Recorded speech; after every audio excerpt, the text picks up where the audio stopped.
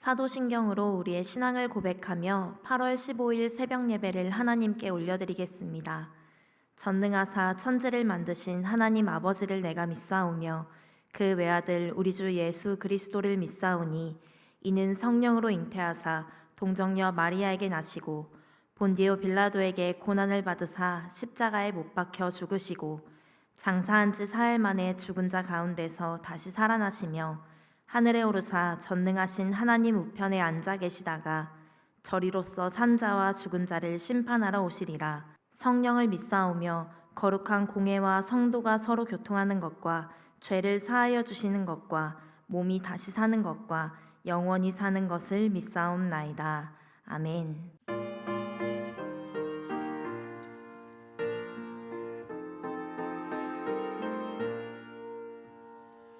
빈들의 마른 불같이 시들은 나의 영혼 주님이 약속한 성령 간절히 기다리네 가물어 메마른 땅에 단비를 내리시네 성령의 단비를 새 생명 주옵소서 반가운 빗소리 들려 산천이 춤을 추네 봄비로 내리는 성령 내게도 주옵소서 가물어 메마른 땅에 단비를 내리시네 성령의 단비를 부어 새 생명 주옵소서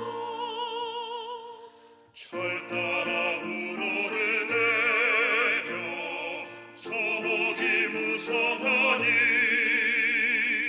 갈급한 내 심령 위에 성령을 부으소서 가물어 메마른 땅에 단비를 내리시니 성령의 단비를 부어 새 생명 주옵소서 참되신 사랑의 언약 어길 수 있어야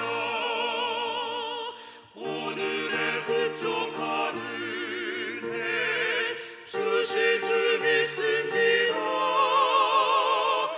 가물어 메마른 땅에 단비를 내리시니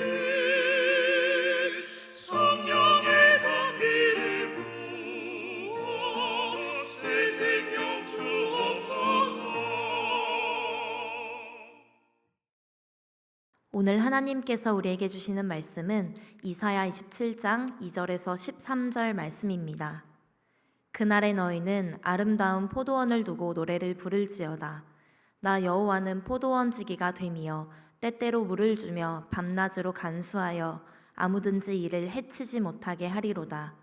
나는 포도원에 대하여 노함이 없나니 찔레와 가시가 나를 대적하여 싸운다 하자 내가 그것을 밟고 모아 불사르리라. 그리하지 아니하면 내 힘을 의지하고 나와 화친하며 나와 화친할 것이니라. 후일에는 야곱의 뿌리가 박히며 이스라엘의 움이 돋고 꽃이 필 것이라. 그들이 그 결실로 지면을 채우리로다. 주께서 그 백성을 치셨던들 그 백성을 친 자들을 치심과 같았겠으며 백성이 죽임을 당하였던들 백성을 죽인 자가 죽임을 당함과 같았겠느냐. 주께서 백성을 적당하게 견책하사 쫓아내실 때에 동풍 부는 날의 폭풍으로 그들을 옮기셨느니라. 야곱의 부리가 속함을 얻으며 그의 죄 없이함을 받을 결과는 이로 말미암나니 곧 그가 제단의 모든 돌을 부서진 횃돌 같게 하며 아세라와 태양상이 다시 서지 못하게 함에 있는 것이라. 대저 견고한 성읍은 적막하고 거처가 황무하며 버림받아 광야와 같은즉 송아지가 거기에서 먹고 거기에 누우며 그 나뭇가지를 먹어 없이하리라. 가지가 마르면 꺾이나니 여인들이 와서 그것을 불사를 것이라. 백성이 지각이 없으므로 그들을 지으시니가 불쌍히 여기지 아니하시며 그들을 조성하시니가 은혜를 베풀지 아니하시리라. 너희 이스라엘 자손들아, 그날에 여호와께서 창이라는 하수에서부터 애굽 시내에까지 과실을 떠는 것 같이 너희를 하나하나 모으시리라. 그날에 큰 나팔을 불리니 아수르 땅에서 멸망하는 자들과 애굽 땅으로 쫓겨난 자들이 돌아와서 예루살렘 성산에서 여호와께 예배하리라. 아멘. 하나님 감사합니다. 하나님께서 이 새벽을 깨우시며 새 날과 새 생명을 허락하여 주심을 감사합니다. 하나님, 우리가 믿음을 가지고 살아가다 보면 때로는 부끄럽고 넘어질 때도 있습니다. 또 때로는 교만하여져서 하나님보다 높아질 때도 있습니다. 하나님, 이 새벽에 우리의 믿음의 현 주소를 발견하는 시간이 되게 하시며 그 모든 시간들 속에서 믿음을 가지고 이 땅에서 어떻게 살아가야 하는지 하나님께서 친히 가르쳐 주시는 시간 되도록 역사하여 주시옵소서. 이 말씀 가운데에 주님의 연약한 종은 십자가 뒤로 감추시고 이 시간 온전히 하나님의 말씀만 선포되게 하여 주시옵소서. 감사드리며 살아계신 예수님의 이름으로 기도합니다. 아멘. 오늘은 하나님 앞에 부끄러워 움츠러드는 날에 라는 제목으로 하나님의 말씀을 함께 나누도록 하겠습니다. 7월에 있었던 청소년교회 여름수련회를 떠올려 보면 하나님의 은혜가 어느 곳 하나 부족하지 않도록 가득했던 것 같습니다. 한사랑교회 많은 믿음의 어른들께서 우리 청소년들을 위해서 기도해 주시고 섬겨주신 손길을 보면서도 참 많이 감사하고 행복한 시간이었습니다. 오늘 말씀을 준비하면서도 우리 청소년교회 수련회가 많이 생각이 났는데요. 특히나 수련회 중에 아이들과 나눴던 베드로의 이야기가 떠올랐습니다. 베드로는 예수님을 열정적으로 따르고 사랑했던 제자였지만 십자가 처형이라는 커다란 두려움 앞에서 예수님을 부인하고 떠났습니다. 그때 베드로가 얼마나 부끄러웠을까요? 움츠러드는 마음에 밖으로 나가서 심히 통곡했다고 하죠. 그리고 다시는 예수님 앞에 서지 못할 거라고 생각하면서 어부의 삶으로 돌아갔습니다. 저도 여름 수련회를 마치고 저의 믿음을 돌아보는데 괜한 부끄러움이 제 마음 한켠에 있는 것을 발견하게 되었습니다. 우리 청소년교회 아이들이 하나님을 경배하고 회개하던 것에서 잠시 떨어져서 그럼 나는 어떠한가를 물었더니 어떤 부끄러움이 몰려오더라고요. 여전히 죄인인 나의 모습이 보여서 하나님 앞에 서기가 갑자기 부끄러워졌습니다. 비단 수련회뿐만이 아니죠. 우리는 이렇게 믿음을 가지고 세상 속에서 살아가다 보면 하나님 앞에 부끄러워질 때가 꼭 있는 것 같습니다. 죄로 인해서, 마음의 연약함으로 인해서, 또 저마다의 여러 이유로 인해서 하나님 앞에 서는 것이 부끄러워질 때가 있습니다.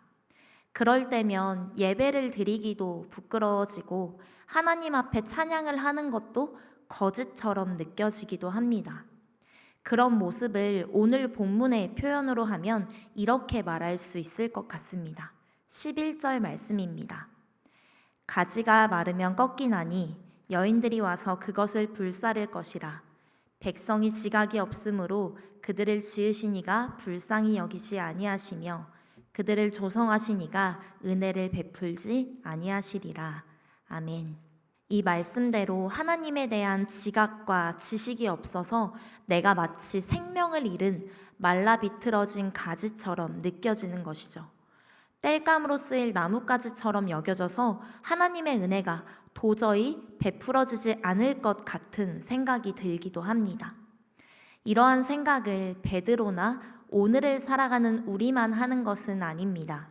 오늘 본문에 나오는 이스라엘도 마찬가지였습니다. 이들은 하나님이 베푸신 수많은 은혜들을 경험하고도 우상을 따랐고 하나님을 떠남으로 말미암아 죄의 대가를 치르게 됩니다. 8절의 말씀처럼 쫓아내어지는 추방을 당하게 된 것이죠. 사실 이들은 이전에 이들에게 주어진 하나님의 무수한 말씀들을 통해서 결코 하나님을 떠나지 않겠다고 마음을 먹었을 텐데 결국은 신명기의 말씀대로 벌어진 지금의 일들을 보면서 큰 탄식을 할 수밖에 없었을 것입니다. 신명기 28장은 이렇게 말합니다. 조금 길지만 제가 일부분만 읽어보겠습니다. 곧 여호와께서 멀리 땅끝에서 한 민족을 독수리가 날아오는 것 같이 너를 치러 오게 하시리니 이는 내가 그 언어를 알지 못하는 민족이요 그 용모가 흉악한 민족이라. 노인을 보살피지 아니하며 유아를 불쌍히 여기지 아니하며 내 가축의 새끼와 내 토지의 소산을 먹어 마침내 너를 멸망시키며 또 곡식이나 포도주나 기름이나 소의 새끼나 양의 새끼를 너를 위하여 남기지 아니하고 마침내 너를 멸절시키리라. 그들이 전국에서 내 모든 성읍을 애워싸고 내가 의뢰하는 높고 견고한 성벽을 다 헐며 내 하나님 여호와께서 내게 주시는 땅의 모든 성읍에서 너를 애워싸리니 너희가 하늘의 별같이 많을지라도 내 하나님 여호와의 말씀을 청종하지 아니하므로 남는 자가 얼마 되지 못할 것이라. 여호와께서 너를 땅 이 끝에서 저 끝까지 만민 중에 흩으시리니 내가 그곳에서 너와 내 조상들이 알지 못하던 목석 우상을 섬길 것이라. 아멘. 이 말씀대로 아수르는 이스라엘을 공격했고 이 모든 일은 그들이 우상을 섬겼기 때문입니다. 이스라엘은 정말 이 일이 자신들에게 일어난 것을 보면서 마음이 어떠했을까요? 하나님을 떠난 죄의 일이 후회스럽기도 하고 부끄럽기도 하고 하나님이 무섭기도 했을 것입니다. 하나님 앞에 다시 서는 회복이라고는 꿈꿀 수조차 없는 상황입니다. 그러나 하나님은 이사야 선지자를 통해서 이렇게 말씀하십니다. 2절과 3절의 말씀입니다. 그날에 너희는 아름다운 포도원을 두고 노래를 부를지어다. 나 여호와는 포도원지기가 되며 때때로 물을 주며 밤낮으로 간수하여 아무든지 이를 해치지 못하게 하리로다. 아멘. 여기서의 그날은 악한 세상의 종말을 말합니다. 이 마지막 때에 이스라엘이 아름다운 포도원에서 하나님을 경배할 것이라 라고 말씀하십니다. 그리고 하나님께서 나는 너희의 포도원 지기가 될 것이라 말씀하십니다. 사실 포도원의 이야기는 이사야 5장에서도 등장을 하는데 이때에는 하나님이 이스라엘을 징계하실 것이라는 이야기가 가득합니다.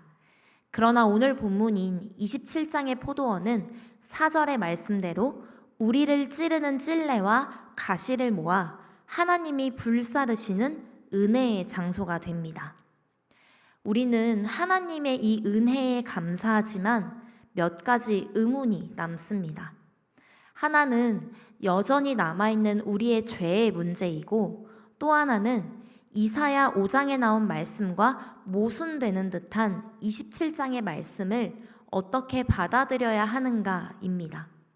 이 두 가지를 하나씩 풀어볼 텐데 먼저 우리의 죄의 문제는 어떻게 되는 것일까요? 우리가 이미 잘 알듯이 죄에는 대가가 있습니다. 이스라엘이 하나님을 떠난 죄가 해결되어야만 조금 전에 읽었던 포도원에서의 은혜를 온전히 누릴 수 있습니다. 그래서 하나님은 이스라엘에게 이렇게 하셨죠. 본문 8절 말씀을 현대인의 성경으로 읽어보겠습니다. 여호와께서는 자기 백성을 포로로 잡혀가게 하심으로 벌하셨다. 여호와께서 그들을 동풍이 날려보내듯이 먼 땅으로 보내셨으므로. 아멘. 이스라엘이 하나님을 떠났던 죄는 나라를 잃고 포로로 잡혀가게 되는 결과를 낳았습니다. 누군가는 포로가 된 이스라엘을 보면서 너무 가혹한 벌이라고 느낄 수도 있고 누군가는 너무 약한 벌이라고 느낄 수도 있겠습니다. 하지만 우리는 하나님이 왜 이 시간을 이스라엘에게 허락하셨는지를 생각해 보아야 합니다. 7절의 말씀도 현대인의 성경으로 한번 보겠습니다. 이스라엘은 여호와께서 그들의 원수들을 벌하신 것만큼 벌을 받지 않았으며 그들의 원수들이 죽임을 당한 것만큼 죽임을 당하지도 않았다. 아멘. 하나님은 이스라엘을 사랑하셔서 그들을 보호하기로 결심하셨습니다. 하나님께서 세상을 심판하실 때와 자기 백성에게 벌을 내리실 때가 완전히 다른 것은 하나님의 결심 때문입니다. 하나님은 이스라엘을 진멸하기로 결심하지 않으시고 정결케 하기로 결심하셨습니다. 하나님의 심판을 경고하는 호세아서부터 스바냐까지를 읽어보면 온 땅을 주관하실 수 있고 심판하실 수 있는 그 하나님이 우리의 아버지가 되셔서 다른 결심들을 하시는 것을 볼 수 있습니다. 말씀을 몇 구절만 보겠습니다. 먼저 호세아 11장 8절입니다. 에브라임이여 내가 어찌 너를 놓겠느냐, 이스라엘이여 내가 어찌 너를 버리겠느냐, 내가 어찌 너를 아드마같이 놓겠느냐, 어찌 너를 스보임같이 두겠느냐. 내 마음이 내 속에서 돌이키어 나의 근율이 온전히 불붙듯 하도다. 또 아모스 7장 3절도 이렇게 말합니다. 여호와께서 이에 대하여 뜻을 돌이키셨으므로 이것이 이루어지지 아니하리라. 여호와께서 말씀하셨느니라. 마지막으로 미가 7장 18절과 19절을 보겠습니다. 주와 같은 신이 어디 있으리이까? 주께서는 죄악과 그 기업에 남은 자의 허물을 사유하시며 인애를 기뻐하심으로 진노를 오래 품지 아니하시나이다. 다시 우리를 불쌍히 여기셔서 우리의 죄악을 발로 밟으시고 우리의 모든 죄를 깊은 바다에 던지시리이다. 아멘. 우리가 하나님 앞에 부끄러워 움츠러들 때에, 우리의 죄의 문제가 여전히 남아있을 때에 하나님은 우리에게 은혜를 베풀어 주십니다. 하나님은 우리에게 너는 자격이 없으니 떠나라 라고 말씀하시는 분이 아닙니다.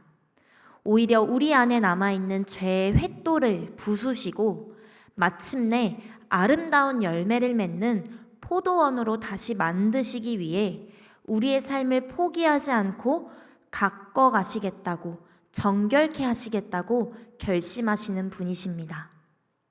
그렇다면 이사야 5장에서 말씀하신 하나님의 말씀과 오늘 27장의 말씀은 어떻게 연결될까요?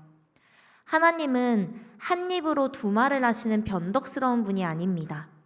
이사야 5장에서 선포된 하나님의 진노는 죄를 결코 용납하실 수 없는 하나님의 공의가 얼마나 철저한지를 보여줍니다. 죄를 가벼이 여기지 않으시고 완전히 멸절시키셔야만 하는 거룩한 하나님이시기 때문입니다. 그러나 27장에 이르러서 하나님은 그 공의의 무서운 심판을 자기 백성에게 다 쏟아붓지 않으시고 긍휼과 은혜로 감싸 안으시겠다는 당신의 결심을 드러내십니다. 결국 이사야 5장의 엄중한 경고는 우리가 다시는 망할 죄의 길로 돌아가지 않기를 바라는 하나님 아버지의 마음이며, 27장의 포도원은 그럼에도 불구하고 자기 백성을 포기하지 않고 끝내 회복시키시겠다는 하나님의 거룩한 결심입니다. 사랑하는 여러분, 우리는 하나님 앞에 서기조차 부끄러울 때가 있습니다. 너무 부끄럽고 민망하고 자격이 없어서 마음이 움츠러들 때가 있습니다. 그때 이 말씀을 기억하면서 우리의 걸음을 하나님께로 옮기기를 소망합니다. 이사야 27장 12절과 13절은 이렇게 약속합니다. 너희 이스라엘 자손들아, 그날에 여호와께서 창이라는 하수에서부터 애굽 시내에까지 과실을 떠는 것 같이 너희를 하나하나 모으시리라. 그날에 큰 나팔을 불리니 아수르 땅에서 멸망하는 자들과 애굽 땅으로 쫓겨난 자들이 돌아와서 예루살렘 성산에서 여호와께 예배하리라. 아멘. 우리의 하나님은 우리가 움츠러드는 모습을 보며 너는 자격이 없으니까 떠나라 라고 내치지 않으시고 도리어 우리의 포도원 지기가 되어주셔서 밤낮으로 우리를 지키십니다. 때마다 은혜의 생수를 공급하시며 우리를 해치려는 세상의 가시와 찔레를 대신 막아 불사르시는 아버지이십니다. 예수님께서 죄와 두려움 때문에 부끄러워 움츠러든 베드로를 직접 찾아가서 다시 사명을 맡기신 것을 기억해 보십시오. 우리가 하나님 앞에 서기가 부끄러워서 움츠러들어 있을 때에 그런 우리에게도 오늘 찾아와 이름을 부르시며 다시 품으로 안아주시는 예수님이 있음을 기억하시기를 소망합니다. 우리가 있는 그대로 하나님 앞에 나아갈 때에 은혜로우신 하나님은 우리가 이 모든 것을 내어놓을 때에 우리의 마른 가지 같았던 삶을 다시 움돋고 꽃피게 하실 줄 믿습니다. 하나님을 마음껏 예배하는 참된 회복의 역사가 모든 성도님들의 삶 가운데 또 오늘 하루 가운데 가득하기를 예수님의 이름으로 축복합니다. 주님 가르쳐 주신 기도로 예배를 마치겠습니다. 하늘에 계신 우리 아버지여, 이름이 거룩히 여김을 받으시오며 나라가 임하시오며 뜻이 하늘에서 이루어진 것 같이 땅에서도 이루어지이다. 오늘 우리에게 일용할 양식을 주시옵고 우리가 우리에게 죄 지은 자를 사하여 준 것 같이 우리 죄를 사하여 주시옵고 우리를 시험에 들게 하지 마시옵고 다만 악에서 구하시옵소서. 나라와 권세와 영광이 아버지께 영원히 있사옵나이다. 아멘.